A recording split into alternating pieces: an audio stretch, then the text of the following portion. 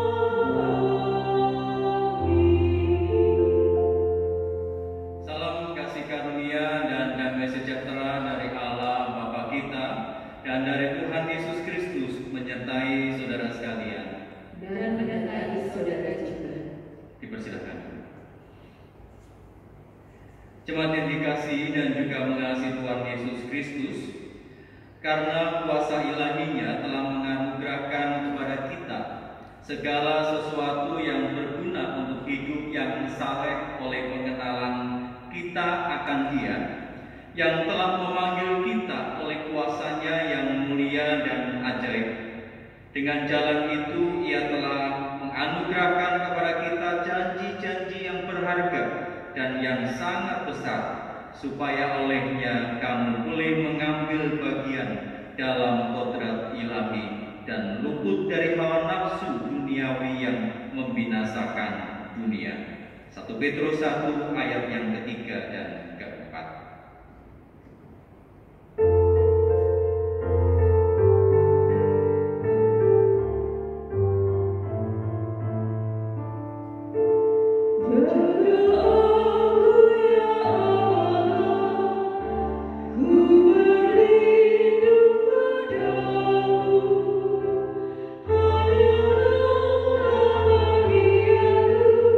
Tiada yang baik selain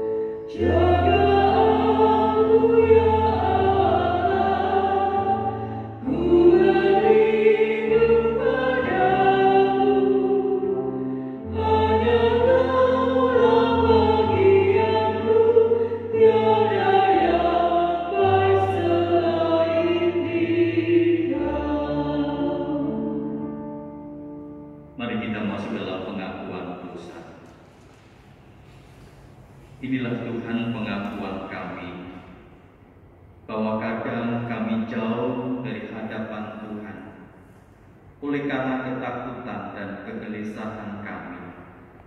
Kami melupakan sesungguhnya Engkau ada dan beserta dengan kami senantiasa.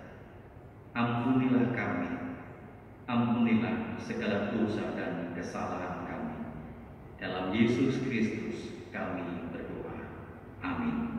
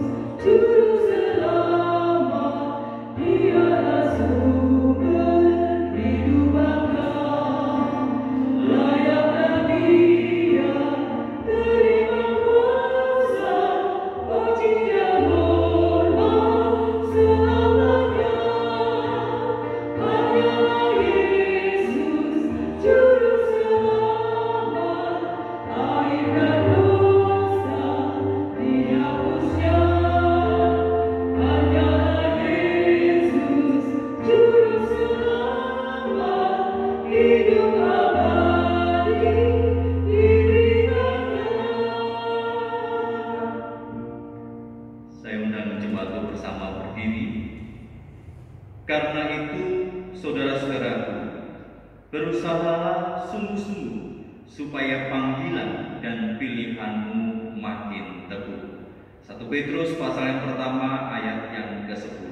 Demikianlah berita anugerah dari Tuhan. Syukur kepada Allah. Salam damai bagi kita semua.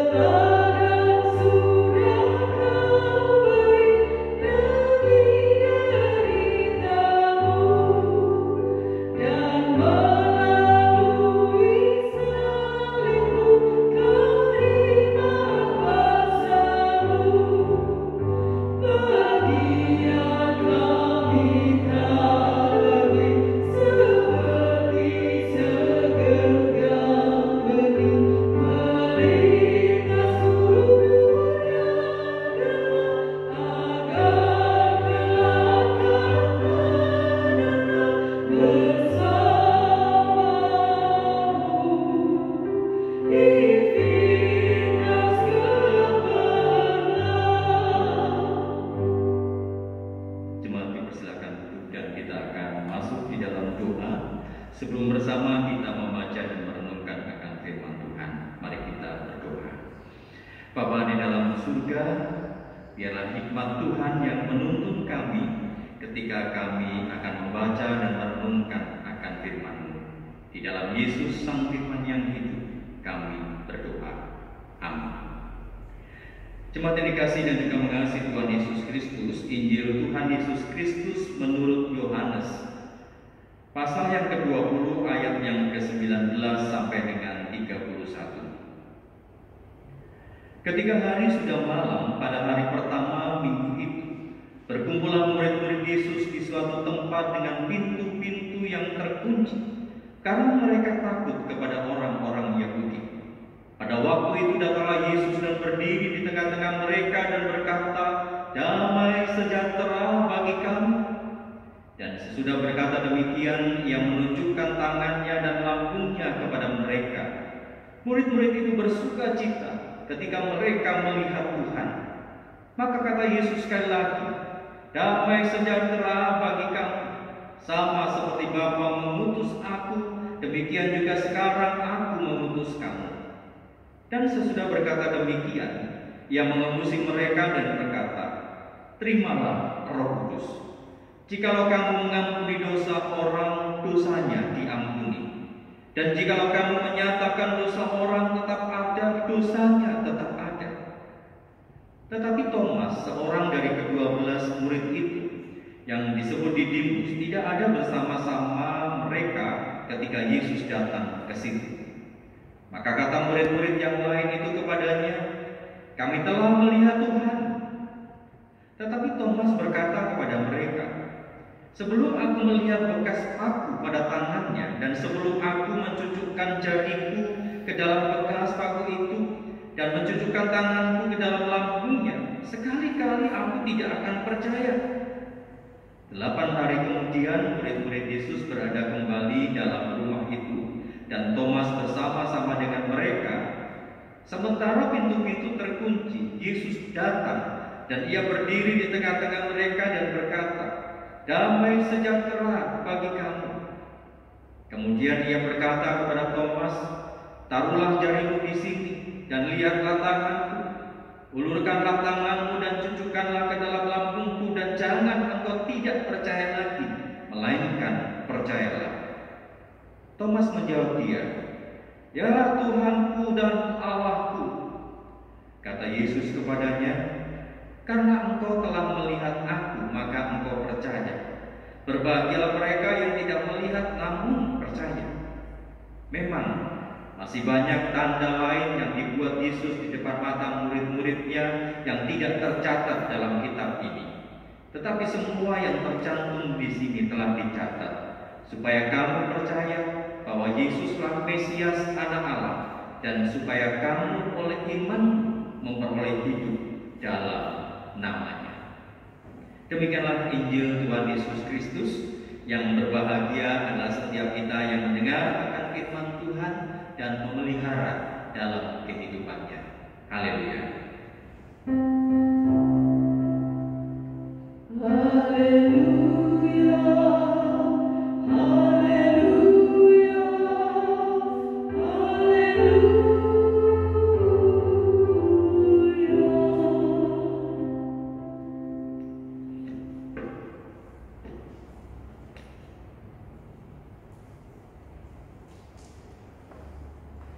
Jemaat yang dikasihi dan juga mengasihi Tuhan Yesus Kristus, ada hal yang teramat sulit dipahami dalam kisah kebangkitan Yesus.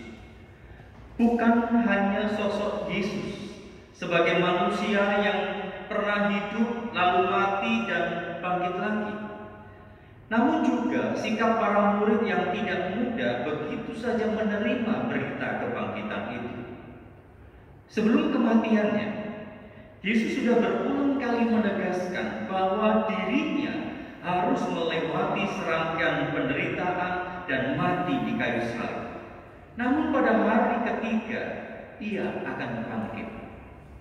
Sampai di sini, jika para murid tidak sepenuhnya percaya, dapat kita maklumi. Mengapa? Ya, mereka belum melihat bukti dari ucapan Yesus ini. Nah, sekarang setelah beberapa hari dan berulang kali Yesus menampakkan diri kepada para murid, toh mereka tetap saja tidak bergeming. Alih-alih bahwa mereka antusias, dilingkupi dengan semangat, tidak. Tapi yang ada rasa pesimis dan ketakutan, dan itu yang nampak ataupun bahkan tercermin ketika mereka mengurung diri, mereka mengunci diri dalam sebuah ruangan. Bacaan kita Yohanes 20 ayat yang ke-19 sampai dengan 31 setidaknya mencatat ada 2 peristiwa. Yesus yang menyapa para murid-muridnya setelah ia bangkit, dan bahkan setelah penampakannya kepada Maria Magdalena. Penampakan pertama dihadiri atau tanpa dihadiri oleh Thomas. Sedangkan yang kedua, Thomas ada bersama-sama dengan murid yang lain.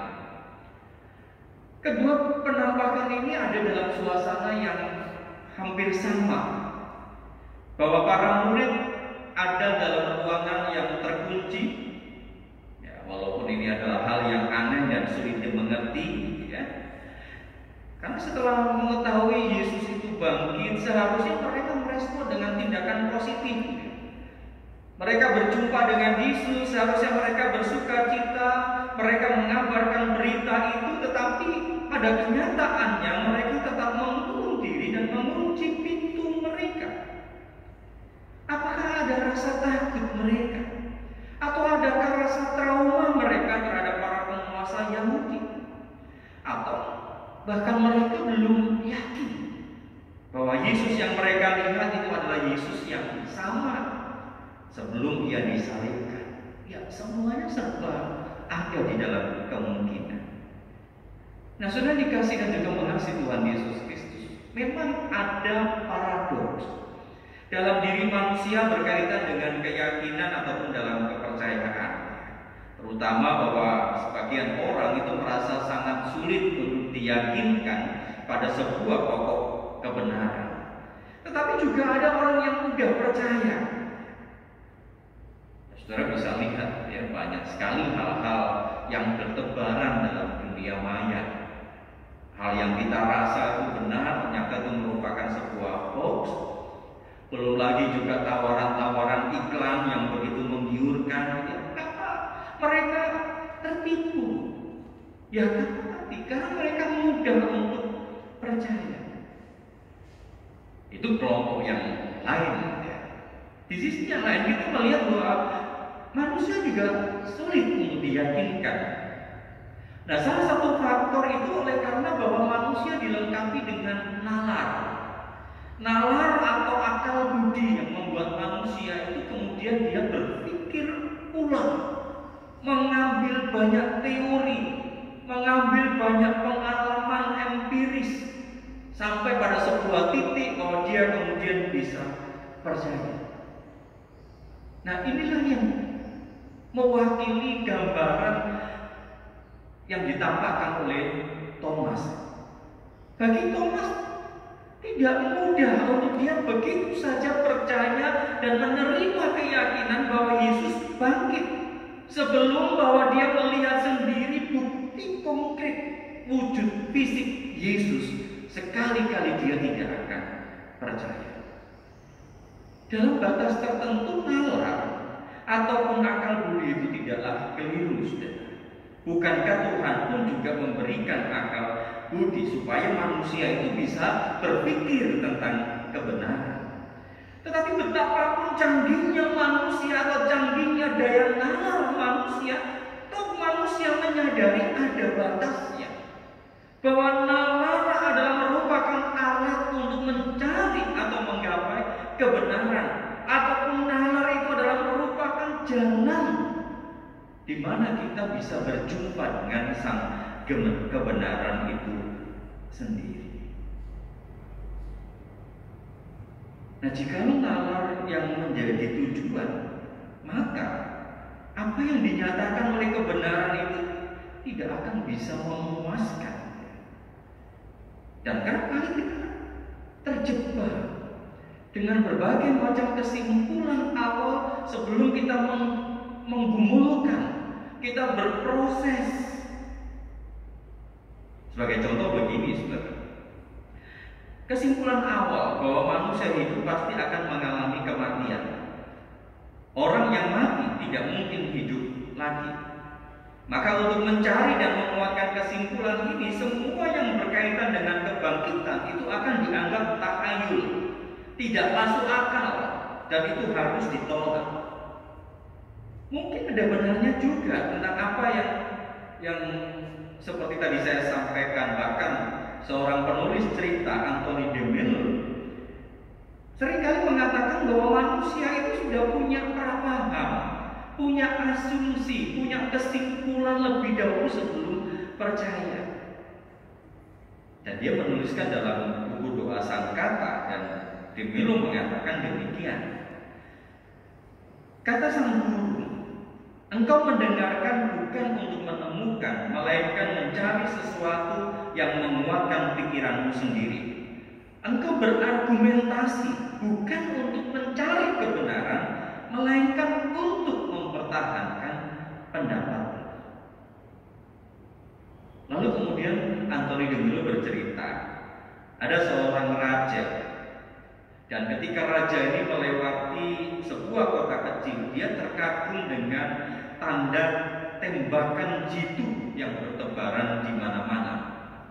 Dia melihat di batang pohon, di dinding-dinding gudang, dan bahkan di pagar-pagar terlihat banyak gambar lingkaran dengan lubang peluru persis di tengahnya. Nah, sang raja ini timbul rasa ingin tahu. Dia ingin berkenalan siapa jago tembak yang luar biasa itu. Dan kemudian muncul seorang anak yang berusia 10 tahun, dan dia mengatakan dia yang melakukan itu semua. Wah, sang raja ini terkagum dengan luar biasa. Dia terheran-heran, dia mengatakan, Anda luar biasa. Bagaimana kamu bisa melakukan itu semua? Mudah sekali, jawab sang anak kecil tadi. Dia katakan, oh, saya menembak dulu, baru kemudian saya menggambar lingkarannya. Nah, jadi saudara, ketika sang guru itu mendengar cerita dan menyampaikan cerita itu, kita lihat bahwa raja ini sudah menarik kesimpulan dulu bahwa ada jago tembak karena dia melihat lingkaran yang tepat di tengah dengan sebuah tembakan di sana, lubang di sana. Dia sudah punya kesimpulan dulu, baru kemudian dia mencari tahu proses atau premis-premisnya. Dia mencari tahu penyebab-penyebabnya. Untunglah saudara, dalam proses bernalar, Thomas berjumpa dengan Yesus yang bangkit itu melalui sebuah proses yang dia yakini. Proses di mana Thomas yang begitu mantap, yang melihat dan mendengar perkataan Yesus, yang dia mengatakan percaya sebelum perintah Yesus untuk mencucukkan jari ke dalam tangannya dan memasukkan tangan itu ke dalam lambungnya. Dan bahkan dengan sebuah pernyataan iman yang luar biasa, Thomas mengatakan, ya Tuhanku dan Allahku. Sebuah pernyataan yang kemudian direspon oleh hidup Thomas. Bahkan konon cerita dalam sejarah dicatat Thomas mengabarkan berita Injil sampai ke India. Nah, sudah dikasih Tuhan, di pihak lain ada orang yang begitu mudah mengaku percaya tanpa berpikir panjang. Dan akibatnya bahwa ketika mengalami kenyataan hidup yang sesungguhnya pahit, dia mudah pula untuk meninggalkan imannya. Dalam kisah penampakan Yesus, kita menelusuri proses perjalanan murid yang tidak mudah. Begitu saja percaya, lalu mereka kemudian optimis dan mereka menjadi duta damai sejahtera itu. Sama seperti kebanyakan orang, sama seperti kita, saudara.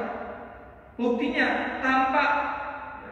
Kita lihat bahwa ada banyak peristiwa dan tanda-tanda yang sudah menyertai perjalanan mereka bersama dengan Yesus. Mulai dari air yang berubah menjadi anggur, Yesus yang memberi makan banyak orang dengan 2 ekor ikan dan 5 gendul roti, penyembuhan orang sakit, bahkan sebenarnya orang yang menjadi percaya karena tanda-tanda yang dibuat oleh Yesus. Dan kita tidak boleh berhenti pada kepercayaan oleh karena tanda dan mukjizat yang dibuat oleh Yesus, yaitu bahwa kita maju. Kita percaya kepada firman dan pribadi Yesus. Oleh karena itu Yesus mengatakan, berbahagialah mereka yang tidak melihat namun percaya. Dan itu diberlakukan bagi kita semua pada saat ini. Pemulihan yang dikerjakan oleh Tuhan Yesus menampakkan diri pada murid-muridnya, dan itu membuahkan hasil yang luar biasa. Bahkan kuasa Roh Kudus dihembuskan atas mereka. Mereka kemudian masuk dalam keputusan. Murid-murid yang semula atau tadinya mereka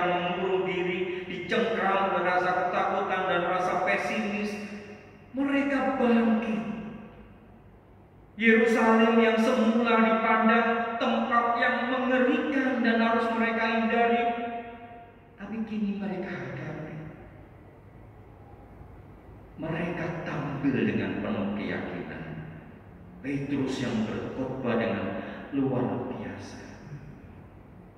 Nah saudara, semestinya kita yang mendengar berita kebangkitan dan menjadi percaya mengalami pengalaman yang serupa dengan para murid. Percuma kita percaya kepada Yesus yang bangkit kalau sampai saat ini kita masih mengunci diri kita, melarikan diri dari masalah dan pergumulan. Yesus yang bangkit, kalau saja dalam kehidupan kita pasti akan memilih jalan pintas dalam menyelesaikan masalah sia-sia. Kita mengimani, percaya kita mengimani Yesus yang bangkit kalau kita masih dikuasai oleh rasa pesimis. Kita masih dikuasai oleh ketakutan. Dalam situasi yang seperti ini, kita harus menjadi murid yang penuh dengan optimis, penuh dengan keyakinan. Kita mampu untuk berbuat dan menjadi warta akan duta damai sejahtera dimanapun kita berada. Amin.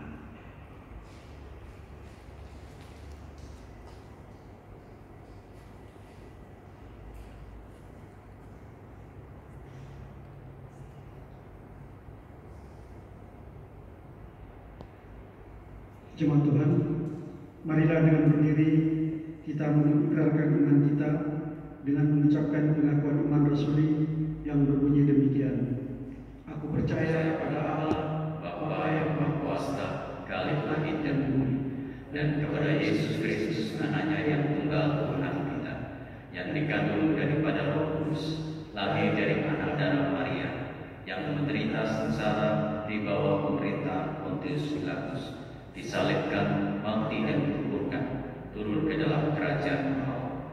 Pada hari yang ketiga, bangkit pula dari antara orang mati, naik ke surga, duduk di sebelah kanan Allah, Bapa yang Maha Kuasa, dan dari sana Ia akan datang untuk menghakimi orang yang hidup dan yang mati. Aku percaya kepada Roh Kudus, gereja yang kudus dan Allah, persekutuan orang kudus, pengampunan dosa, kebangkitan orang mati, dan hidup yang kekal. Amin. Jemaat dipersilakan duduk. Kita akan bersama masuk dalam doa syafaat kita. Kita bersama berdoa. Bapa di dalam surga, kami berdoa ya Tuhan bagi segenap pergumulan yang kami hadapi, terlebih selaku bagian dari bangsa Indonesia yang berjuang untuk pemulihan pandemi COVID-19 ini ya Tuhan. Ada banyak mereka yang menderita, ada bahkan banyak yang mereka harus meninggal, mereka yang harus kehilangan keluarga, orang-orang yang mereka kasihi. Tuhan, kami berdoa bagi pemerintah bersama dengan tenaga kesehatan untuk berjuang tanpa mengenal lelah, boleh bersama-sama memulihkan situasi dan kondisi yang ada. Bahkan kami semua bagian dari bangsa ini, masyarakat, untuk kami pun juga menjaga jarak diri kami satu dengan orang lain, untuk supaya kami tetap menjaga kebersihan, sehingga kami boleh memutus rantai dari penyebaran akan virus COVID-19 ini ya Tuhan. Kami berdoa bagi setiap mereka yang berjuang, dan juga untuk bangsa dan negara kami ini, juga untuk dunia yang saat ini pun juga berjuang akan mengatasi pandemi ini ya Tuhan. Biar kami tidak pernah berhenti, dan kami percaya bahwa Engkau adalah tabib di atas segala tabib. Engkau adalah Allah yang memberikan hikmat. Maka nyatakanlah kepada kami semua ya Tuhan, bahkan agar supaya kami tidak lagi merasa pesimis, dengan situasi dan kondisi yang ada, tetapi tetap dalam semangat kami.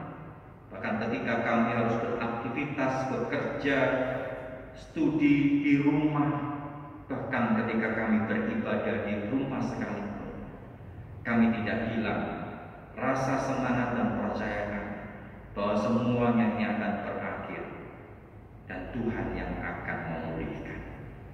Berkatilah juga ya Tuhan bagi setiap orang-orang percaya, untuk mereka tidak pernah berhenti membawa hal ini di dalam doa, dan bahkan juga berkesediaan terlibat, mengambil bagian, melihat dan menyaksikan penderitaan-penderitaan yang ada, supaya kami yang merasakan dan bahkan kami yang telah menerima berita Paskah itu, kami boleh Tuhan pakai untuk menjadi duta damai sejahtera, menjadi pewarta akan kabar baik, menjadi alat bagi pemulihan bagi mereka yang ada di sekitar kami yang terdampak.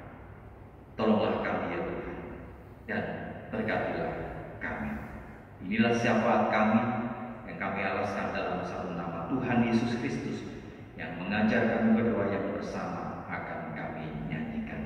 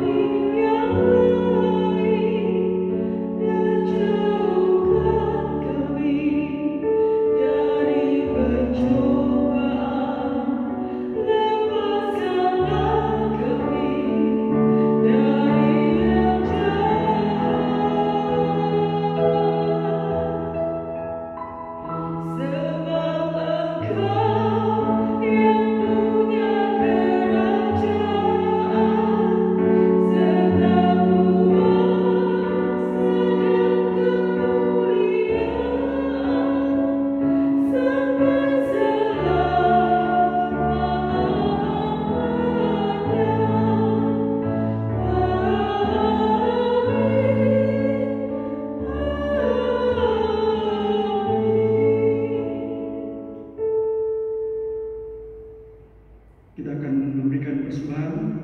Sebelum kita memberikan persembahan, kami sampaikan atas persembahan sebagai dasar kita memberikan persembahan pada kebaktian saat ini yang terdapat dalam Roma 12 ayat 1. Karena itu, saudara-saudara, demi kemurahan Allah, aku menasihatkan kamu supaya kamu mempersembahkan tubuhmu sebagai persembahan yang hidup, yang kudus, dan yang berkenan kepada Allah. Itu adalah ibadahmu yang sejati. Saudara dapat mengumpulkan persembahan saudara dalam amplop, dan kemudian saudara dapat berikan ke gereja, atau saudara dapat memberikan melalui transfer ke rekening gereja, Bank BCA KCU Tuban dengan nomor rekening 8240183 atas nama Fani Susilowati dan Maria Kristina. Sambil kita mengumpulkan persembahan, kita akan menyanyikan NKB 126 bait pertama.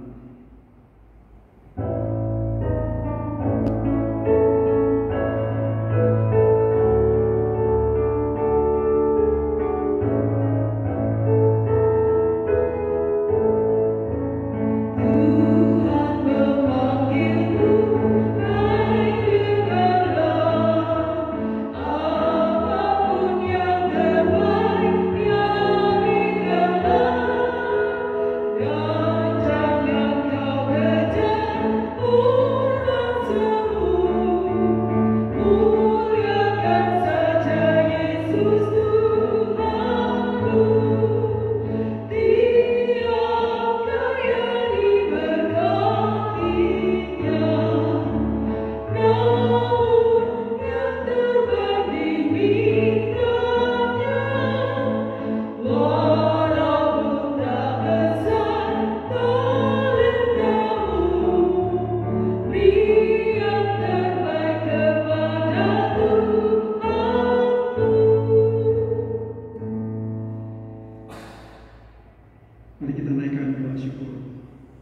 Allah yang Maha Murah, kami bersyukur untuk setiap anugerah pemberian-Mu yang boleh kami terima dengan penuh rasa syukur, dan dengan penuh rasa syukur pula kami memberikan persembahan saat ini. Berkati dan sucikanlah persembahan ini sehingga boleh menjadi berkat bagi pelayanan kasih dan keadilan, dan untuk memuliakan nama-Mu. Dalam nama Tuhan Yesus kami berdoa dan mengucap syukur. Amin.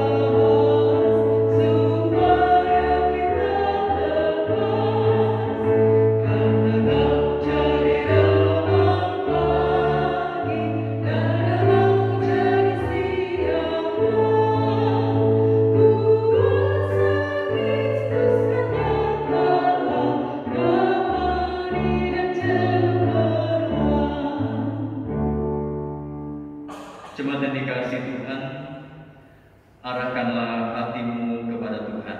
Kami mengarahkan hati kami kepada Tuhan. Jadilah saksi Kristus. Syukur kepada Allah. Terpujilah Tuhan. Kini dan selamanya. Terimalah akan berkat-Nya. Tuhan memberkati dan melindungi engkau. Tuhan menyinari engkau dengan wajah-Nya dan memberi engkau kasih karunia. Tuhan menghadapkan wajah-Nya kepada